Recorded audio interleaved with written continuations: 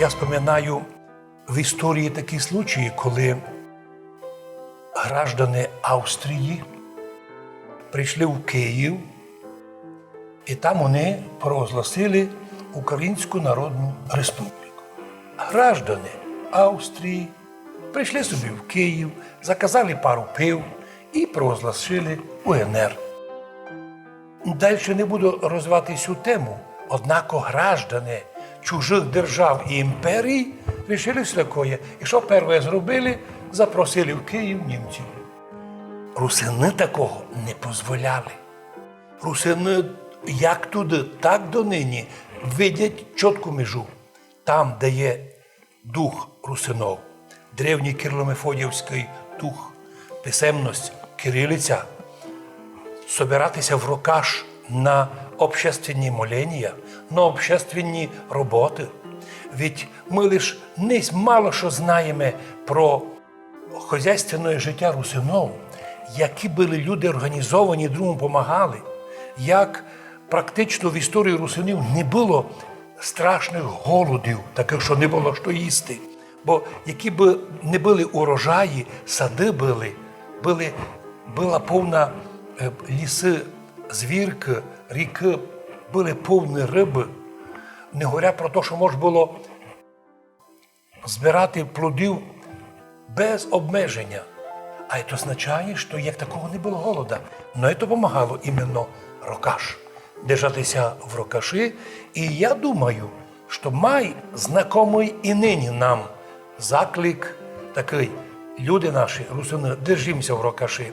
Уважаємо все, і чужое, і сусідське, но своє треба дуже держати. Держимося в рокаші і аж коли треба йти, та організовано йдемо на защиту свого.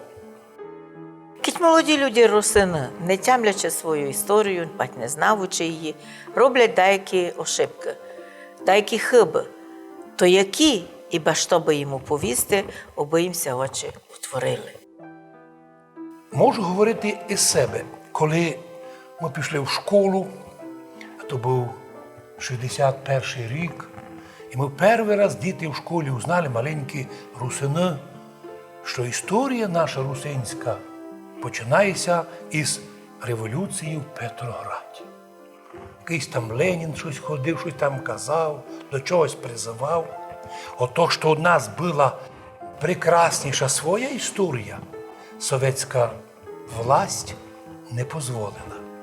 Московські большевики і українські комуністи, запам'ятаймо, большевики московські і українські комуністи все робили, щоб наші діти русини, в принципі, то й донині так се веде, аби діти не знали свої історії. Ну, раз історії не знають, то при чехах ми були чехи ізвечні, при мадярах ізвечні мадяри, при совєтах ізвечні петроградці. Русини вийшли в состав Совєтського Союзу з допомогою совєтських танків, Українського 4-го фронту, і не було ніяких референдумів. Загнали в концлагер, так називаємо, знаєте, совєтський лагер тих республік, і на тому захлопнулося. І наша молодь донині не знає доброї історії. А зато робить помилки. При мадярах робили помилки. Пам'ятаєте, як казав наш Олександр Духнович, мені ся виділо, що на світі більше не чнили ні мадяри, і мадярщина.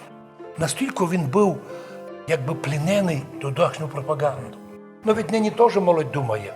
Та в Закарпатті яка історія? То ніч не було, лише і починають читати чужу історію з чужими героями, зачастую примітивними героями. Бо многі герої для многих народів для нас принципово неприємлемі. Бо наш Олександр Духнович Павлович, візьміть навіть нашого Августина Волошина, котрий був прем'єр-міністром, другим прем'єр-міністром Подкарпатської Руси, якому предписує, що він став і президентом Карпатської України.